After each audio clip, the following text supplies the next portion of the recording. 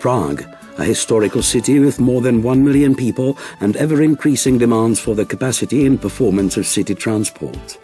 Hundreds of thousands of people travel every day, and the metro is clearly the winner. That's why the system is continuously expanding. All investments come from the Prague Transit Authority, which is a joint stock company owned by the city of Prague.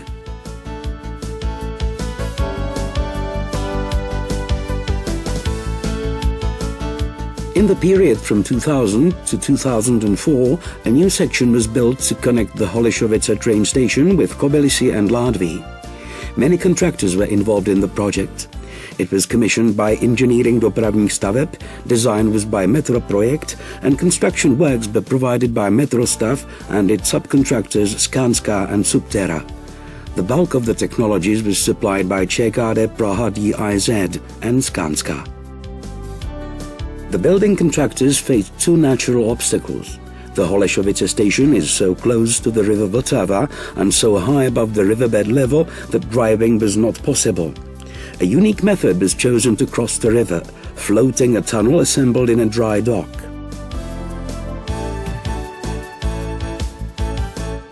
The steep slope of the Troja Hill was another hurdle because a tram line had to be repositioned.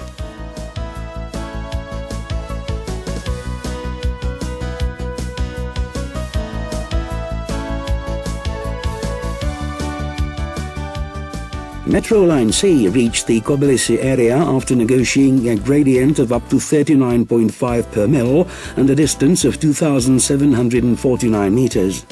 The last leg before the sunken station Ládví was 1,147 meters long.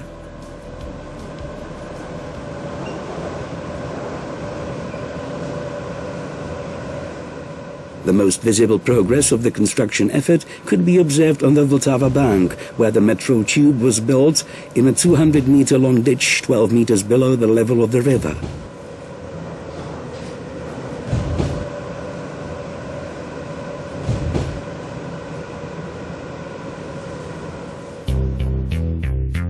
For the concreting jobs, the metro tube of a total length of 168 meters and a cross-section of 6.5 by 6.5 meters was divided into 14 segments per 12 meters each. Special insulation was installed in between the segments to prevent filtration and seepage. When all the segments were carefully collimated, a special mobile boarding form was shifted towards the fittings provided and the concreting job began to unravel.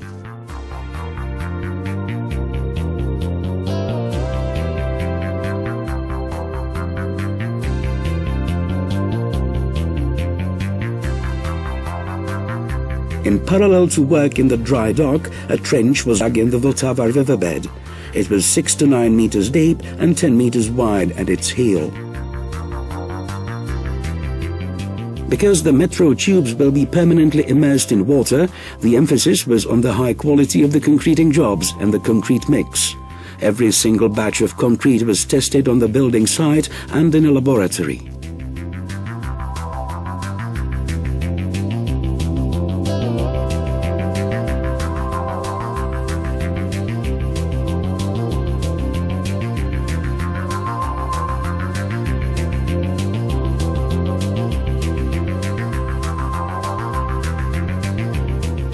When the highest quality of the concrete mix was asserted, it was possible to go ahead with continuous concreting of the bottom, walls and ceiling of each segment. The progress of work was greatly accelerated by the use of mobile boarding. Normally it took only 4 days to lay concrete to a segment with a tube thickness between 70 and 73 centimeters. Continuous concreting went on day and night as required by the timetable. When all segments were concreted, ballast water tanks were installed in the tube to help control its position during the floating process. The dry dock and the ditch on the Holešovice bank were flooded.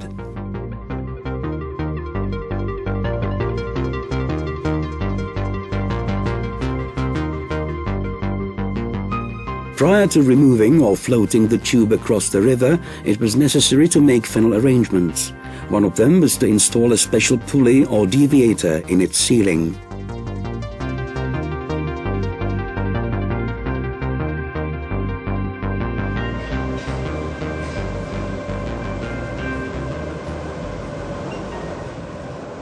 Meanwhile, work went on in the other sections. The platform of the sunken IV.C metro station may be only 7.35 meters underground, but there were other technical and service spaces to be concreted as well.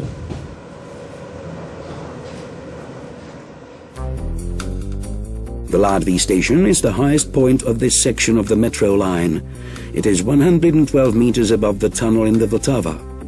The station was to be built in surface works and tons of fittings were assembled together before the laying of concrete could start.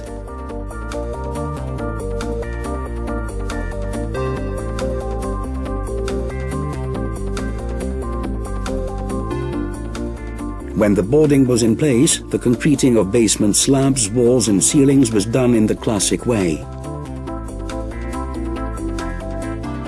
Water filtration and seepage is prevented by advanced insulation systems. It was about time to shift the work effort to the inside of the station.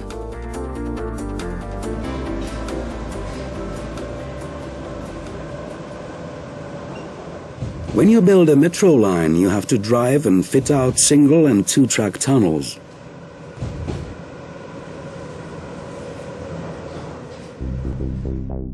The rock formation through which the line ran on its ascent from the river Vltava to Kobylisy and the sections formed by sedimentary rock were attacked by standard means, power picks, face milling cutters and blasting. The Metrostav company always relied both on advanced machinery and on the skills, expertise and experience of its staff. Most of the driven tunnels were designed as two-track tunnels, which is more economical, but at the same time quite demanding in terms of skills and expertise.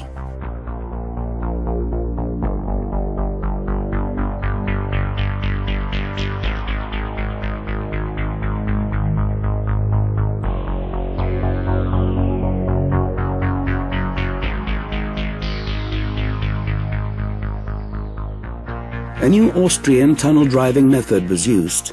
After the excavation of about 1 meter of rock, stiffening girders and trusses are immediately anchored in the rock surface and fixed together with the rock by means of injecting torque-red concrete mix.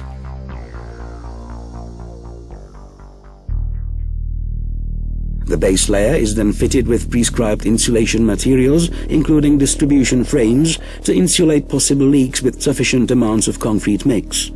Only then are the main fittings assembled and concreted with the help of the moving form.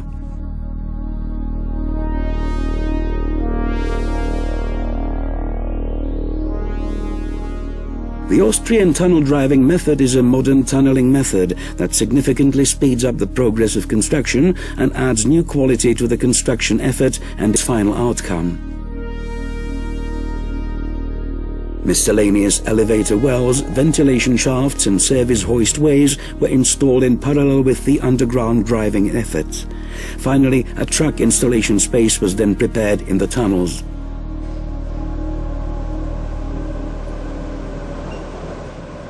Two one-track tubes were laid across the Vltava. Consequently, all operations from draining the dry dock to the assembly and concreting of the tube to the flooding of the dock had to be repeated twice. Only then was it possible to complete the coastal section of the new line and to finish the job.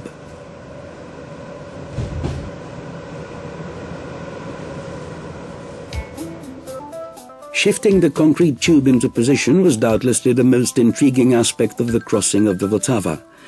When the dry dock was flooded and the sheet pile wall was opened, the tube, which is kept afloat by its sheer volume, was loaded by means of internal ballast water tanks so as to stick the guiding trail by its rear edge, to which a special skid was fitted. When checks were completed, a pair of pulleys was brought into action on the opposite bank. Each pulley employed 2 direct action hydraulic jacks to ensure continuous traction. The tube slowly set in motion.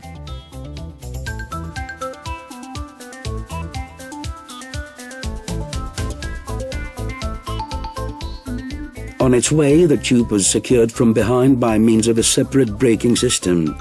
The first tube, with a mass of almost 7,000 tons, was extended in one autumn day of 2001.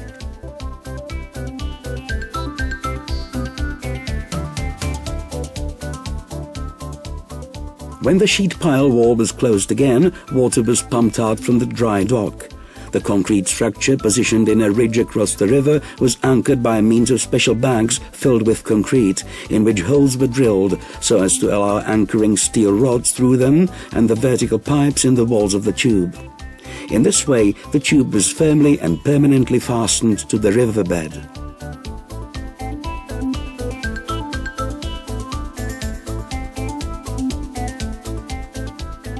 Meanwhile, a second tube was assembled in the dry dock. Again, it took only one summer day of 2002 to extend it across the river with the assistance of a team of experts.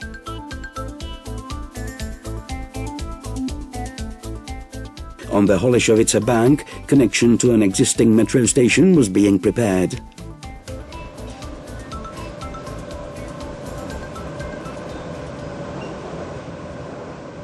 The one-nave-driven Kobylisy station, over 30 meters underground, would have two entrance halls set over 200 meters apart.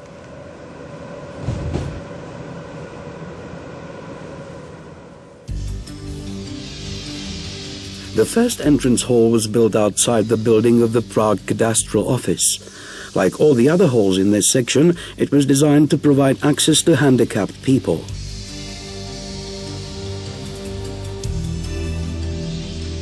The second entrance hall is in Kobyliské Square. To the uninitiated, it could have seemed like just another ordinary metro station. But more than 30 meters underground, a work of construction went on that had no parallel in the history of the Prague metro. The Austrian tunneling method was used to gradually drive several separate sections, which would then be interconnected to create the single space of Prague's first one-nave metro station. More than 220 square meters of area were excavated. The process resembled the action in the tunnels, but work went on in a much larger space.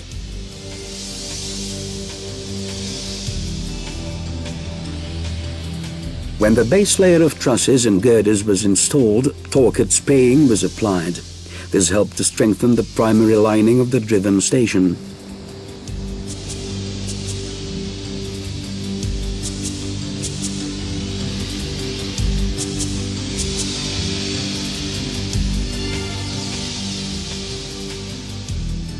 Prior to the concreting job, a special boarding form was lowered into the station space and its size meshed with the cross-section of the mine space. After the preparation of insulation layers, completion of the fittings and precise positioning of the boarding form, it was possible to proceed with the concreting.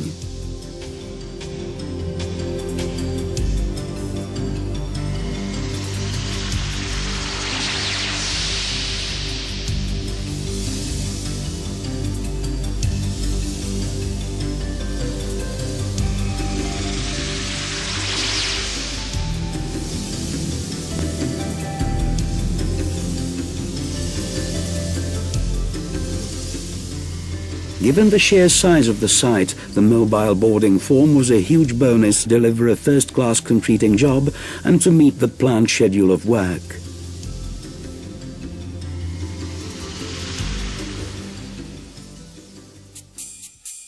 Concreting was immediately followed by other jobs according to the working schedule. Escalators installed at the Kobylisy station were brought in from the surface section of the line and fitted in elevator tunnels.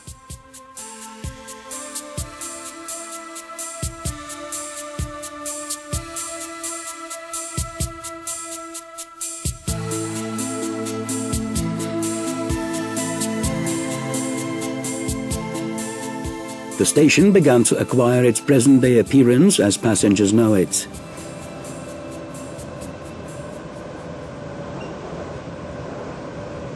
From the construction ditch through thousands of tons of concrete to the final product.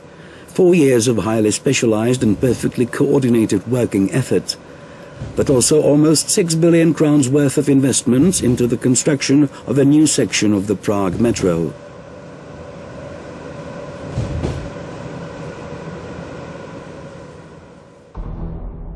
All partners involved in the building effort proved their professional prowess and experience. But there were also moments not even the most accomplished expert could foresee. The floods in 2002 exceeded all known limits, and not even flood walls built according to the original project prevented the raging element from flooding the construction site. But apart from a few flooded office spaces, the high water fortunately didn't cause much material damage.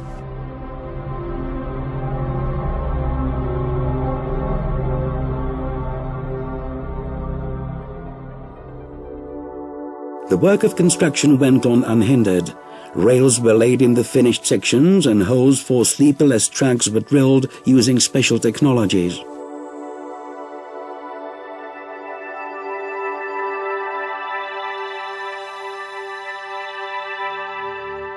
The permanent way was assembled using the latest technologies that ensure a durable and stable leveling of tracks.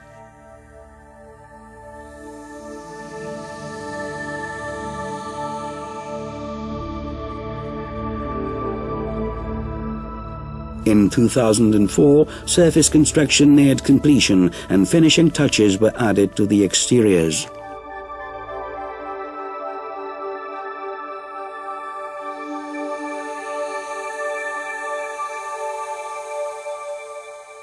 In the underground, final jobs were applied so as to make the station look and feel the way the architect had planned it and the passengers expected it to be.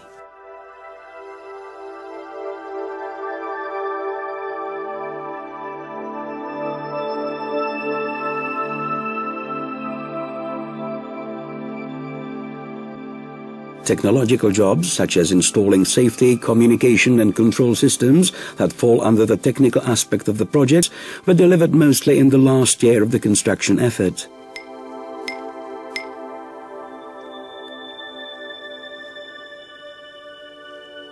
An efficient ventilation system supplies fresh air to the underground spaces.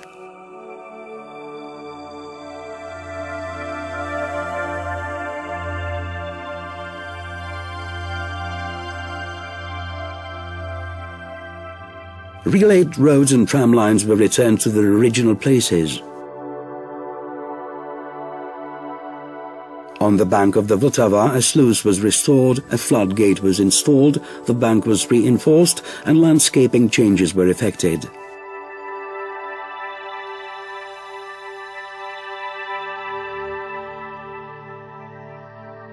The Holešovice metro station was connected with the new line section and operational testing commenced. It proved the full functionality of the Prague Metro's new line IV.C.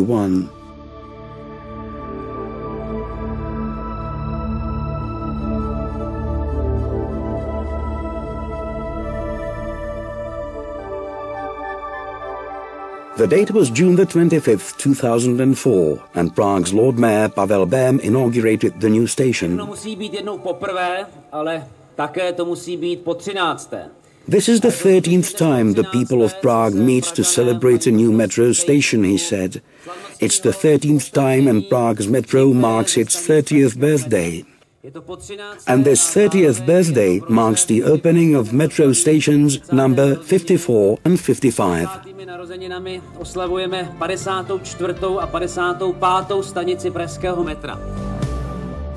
The city of Prague and all parties concerned celebrated the metro's 30th birthday by opening a modern new section that cuts travel time from the city centre to the outlying northern town residential area to 12 minutes. Travel time was maximally reduced. Far more people reach their destination in far less time, and there will be fewer environmentally unfriendly buses plying the streets. And this is not the end, because the foundation stone of another new metro line section from Ládví to Letňany was laid on the 24th of May 2004.